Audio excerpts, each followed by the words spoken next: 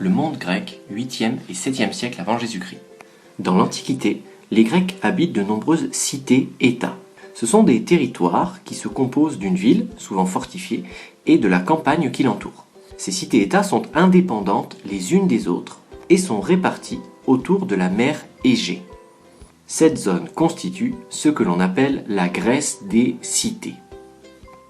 À partir du 8e siècle avant Jésus-Christ, les Grecs fondent de nouvelles cités, des colonies, de plus en plus éloignées de ce berceau, puisqu'elles s'étendent autour de la mer Méditerranée et de la mer Noire. C'est ce que l'on appelle la colonisation. Le monde grec s'élargit et l'on passe de la Grèce des cités à la Grèce des colonies.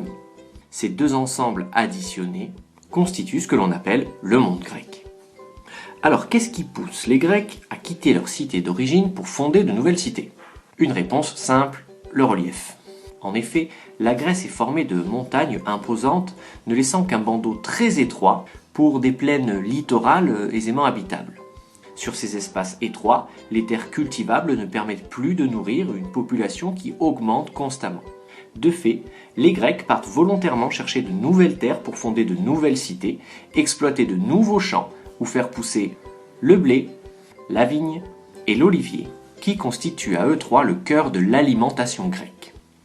Comment se déroule cette colonisation? Eh bien, sur leur birème, navires à voile et à rame, les Grecs s'élancent sur les mers à la découverte de nouvelles terres propices à leur installation. Une fois sur place, ils doivent souvent faire face aux peuples installés dans la région dans laquelle ils arrivent.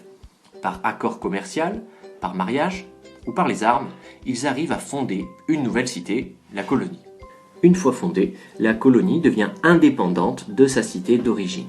La colonie, ou cité-fille, se détache donc de la métropole ou cité-mère. Malgré cette indépendance, la colonie conserve de nombreux points communs avec sa métropole.